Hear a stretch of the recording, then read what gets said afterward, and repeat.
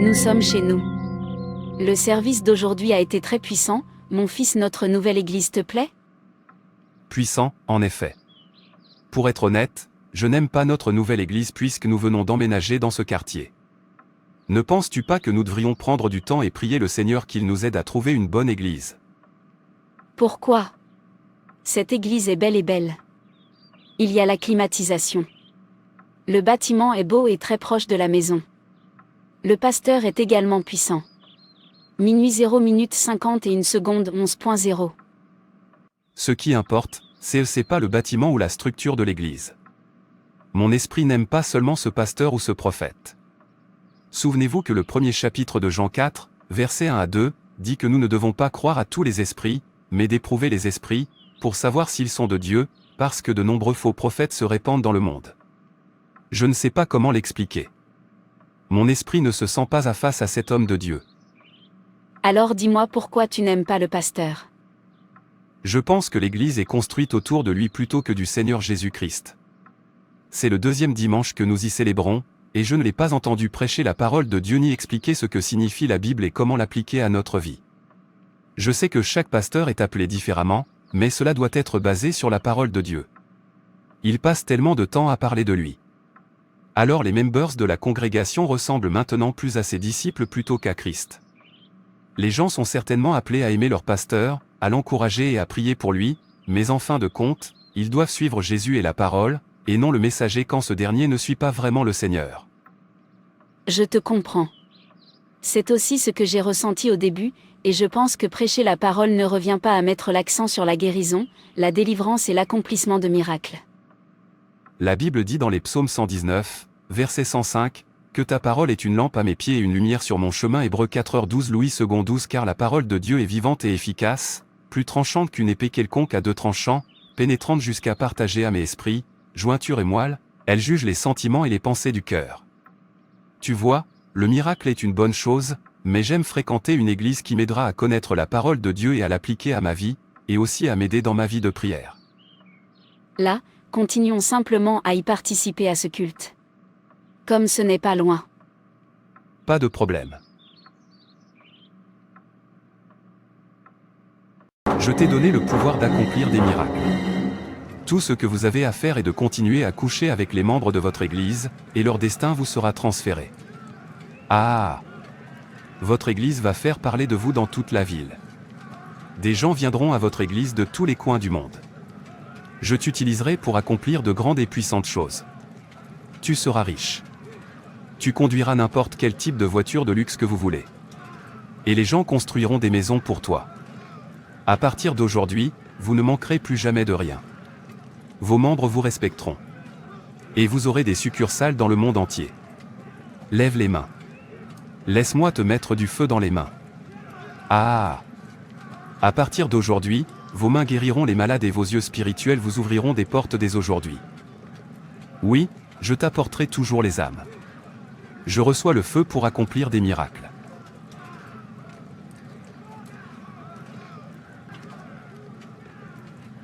Bonjour, madame. Grèce. Comment va la famille? C'est l'évêque prophète Jérémie. J'ai appelé pour te souhaiter la bienvenue à l'église. J'espère que vous avez été bénis pendant le service. J'aurai une séance de conseil avec tous les nouveaux arrivants demain. Tu es invité. Oui, papa. J'y serai. Bienvenue à l'église. Tu es marié? Parce que je vois quelque chose dans le domaine de l'esprit. Oui, monsieur. Oui. Dieu me dit que tu es marié. Et il y a quelque chose que je vois à propos de votre mari. Et votre numéro de compte bancaire est le 0037689114. Oui, pasteur. C'est exact, tu as raison. Où est ton mari en ce moment? Il n'est pas là. Il est parti pour le travail. Oui. C'est exactement ce que Dieu me dit. Parle, Seigneur, car ton serviteur écoute. Madame, vous devez jeûner et prier pour votre mari. Je le vois avec une autre femme alors qu'il voyageait. Priez pour qu'aucune femme étrangère ne détruise votre foyer. Cela n'arrivera pas au nom de Jésus. Amen. Cette méchante femme essaiera de détruire votre mariage. Mais ça ne marchera pas. Vous jeûnerez pendant 7 jours à l'église. Et je vais t'aider. Pour cela, assures-tu-toi de ne pas parler à votre mari de cette prophétie et du jeûne. Après le jeûne, il y a autre chose que je vais faire pour toi. Amen. Merci, pasteur. Je vais bientôt commencer le jeûne, pasteur. J'aimerais aussi que vous priez pour que je sois féconde. Je veux que Dieu nous bénisse avec des enfants. C'est exact, je l'ai aussi remarqué, mais je pensais que ce n'était pas encore important. Combien d'enfants désirez-vous avoir? 3, ça suffit. C'est bien, venez avec 3 œufs le dernier jour du jeûne. Il y a quelque chose que je vais faire pour toi. Et après ça, tu seras enceinte. Merci, monsieur. Je suis tellement heureuse et bénie. Tu es bénie, fille de Sion. Comment vas-tu? Et comment s'est passée ta journée? Bien. Nous remercions Dieu. Et la tienne? Bien aussi. Mais tu me manques tellement. C'est un mensonge. Je sais que je ne te manque pas. Après tout, tu as une autre femme avec qui tu apprécies la vie. Tu crois que je ne sais pas que tu me trompes? S'il te plaît, arrête de faire semblant de mentir. Et fais juste ton truc avec ta poitrine. Qu'est-ce que tu veux dire par là? M'as-tu vu avec une autre femme? Pourquoi me soupçonnes-tu? C'est un mensonge. Je ne te trompe pas. Je ne sais pas qui te trompe. Où est-ce que tes amis t'ont dit que tous les hommes trichent? Écoutez, je n'ai pas la force de discuter avec toi, mais je veux juste que tu saches que je sais ce que tu fais là-bas. Au revoir. Elle a mis fin à l'appel. Qu'est-ce qui se passe avec elle? Où essaie-t-elle de me tirer les vers du nez? Les femmes et leurs problèmes. Père, je te remercie de m'avoir donné le privilège d'être ici devant toi aujourd'hui. Merci pour ce souffle de vie. Merci pour ma famille. Sois exalté au nom de Jésus. Oh, mon Dieu. Alors que je cherche ton visage. Donne-moi une expérience qui affectera définitivement ma vie quotidienne. Au nom de Jésus. Que tout ce qui est là pour voler ma joie dépérisse maintenant. Au nom de Jésus, le verset 1 du psaume 121 dit que je lèverai les yeux vers les collines. D'où vient mon aide? Père. Aide-moi, je compte sur toi pour mener dans mes combats. Seigneur. Préserve et protège ma famille de toutes les femmes étranges. Personne ne prendra ma place. Et je ne travaillerai jamais en vain. Le Seigneur qui a surpris Anna avec un enfant. S'il te plaît, fais-le pour moi. Et souviens-toi de moi? Oh, Seigneur. Au nom de Jésus. Amen. Bonsoir, papa. J'en ai fini avec le jeûne d'aujourd'hui. C'est parfait, ma fille. Que le Seigneur réponde à tes prières. Amen. J'espère que vous n'avez dit à personne que vous jeûniez à l'église. Non, je ne l'ai pas fait.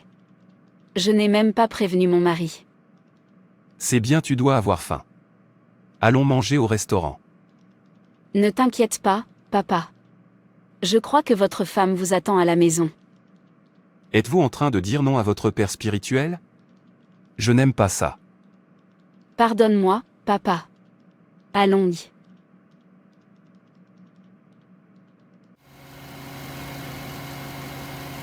Vous pouvez commander ce que vous voulez manger. Nous sommes les seuls ici. Donc, autant que tu veux. Oui, papa. Merci beaucoup. Tu es le meilleur père spirituel que l'on puisse avoir. Cet homme de Dieu vient toujours ici avec des femmes différentes. J'espère que sa femme le retrouvera un jour de toute façon. Je ne devrais pas porter de jugement parce que ce sont peut-être des membres de son église dont il essaie de prendre soin. Bonjour, Bella. S'il vous plaît, tu as eu des nouvelles de ta sœur? J'ai essayé de l'appeler, mais elle ne décrochait pas. Pouvez-vous m'aider à voir comment elle va et me le faire savoir? Ok. Je te recontacterai bientôt. Essayez, s'il vous plaît.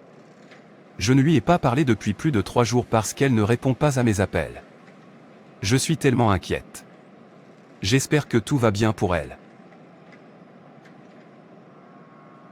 Félicitations à toi. Vous avez terminé votre jeûne et votre prière. Maintenant que tu as terminé, tu devras semer une semence de qualité à Dieu. J'ai également prié Dieu au sujet de ta situation.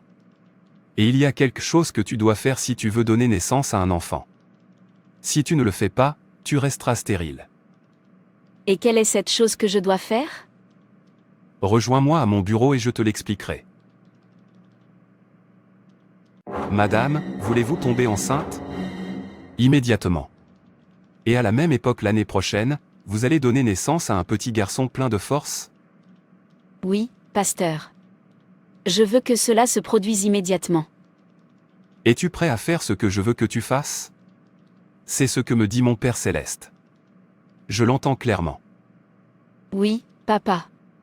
Je suis prêt à tout. Bien, le secret, c'est que tu couches avec moi. Si tu couches avec moi, tu tomberas enceinte immédiatement et personne ne le saura. Votre mari ne le saura pas. Et tu seras enceinte et tu accoucheras dans 9 mois. C'est faux.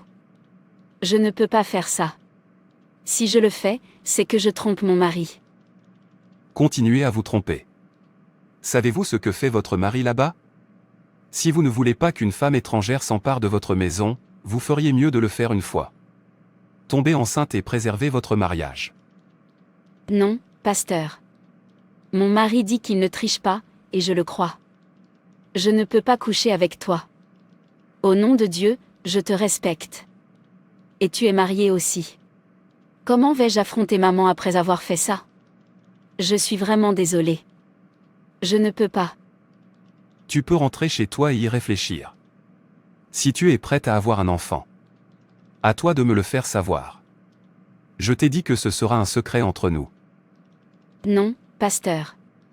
Je ferais mieux de rentrer chez moi maintenant. Si tu me refuses, sache juste que tu seras stérile toute ta vie. Je ne comprends pas ça. Mon père est le Seigneur. Comment as-tu pu me demander de coucher avec lui alors que nous sommes tous les deux mariés? C'est un péché. Même si j'aime vraiment avoir un enfant, je ne ferai rien qui ne soit pas juste devant Dieu. On dirait qu'il a planifié tout ça depuis le début. Pas étonnant qu'il m'ait demandé de ne pas parler du jeûne et de la prière à mon mari. Je pense que mon mari avait raison à son sujet.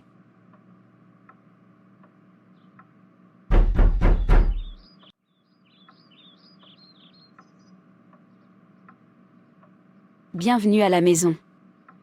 Merci, où étais-tu? Et pourquoi ne réponds-tu pas à MES appel? J'étais tellement inquiet. Je suis vraiment désolée.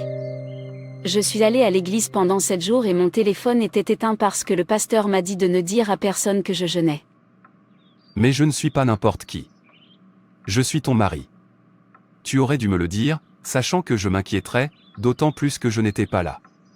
Pourquoi me l'as-tu caché? C'est une longue histoire. Cet homme de Dieu m'a dit de jeûner et de prier pour que tu ne prennes pas une femme étrangère, uniquement pour essayer de coucher avec moi le dernier jour du jeûne. Quoi? Quoi qu'il en soit, je ne suis pas surpris. Il faut du discernement pour voir ce qui se cache sous le masque d'un imposteur. La Bible dit que c'est à leurs fruits que vous les reconnaîtrez. C'est moi qui te l'ai rappelé. Mais tu as dit que tu aimais son Église. Il a dit, si je veux avoir un enfant, je devrais coucher avec lui. J'ai refusé. Il t'a menti en disant que je trichais. Pour préparer ton esprit. Tout d'abord, les versets 1 à 22 de Pierre résument tout ce que vous devez savoir sur les faux prophètes. Tout ce que nous avons à faire, c'est de prier pour avoir un esprit de discernement. Nous pouvons cultiver le discernement en étudiant la parole de Dieu et en demeurant fidèle à sa parole. Une fois que tu connais la parole de Dieu, tu ne peux pas être facilement trompé. Ce que cet homme prêche ou fait correspond-il à la parole de Dieu? Leur mode de vie est-il biblique? Leur enseignement conduit-il les gens au Christ? Ils peuvent accomplir des miracles, des signes et des prodiges, mais les soutiennent-ils par la parole de Dieu? Si ce ne sont que de mauvaises prédictions ou des prophéties qui se réalisent dans la vie de leurs membres, alors quelque chose ne va pas. Dans ton cas, il a utilisé sa position de leader pour essayer de profiter de toi. Ce qui est bien, c'est que tu n'as pas succombé à ses plans. C'est exact, je suis vraiment désolée de ne pas t'avoir écouté. Je ferai attention la prochaine fois. Je veux qu'on choisisse une autre église.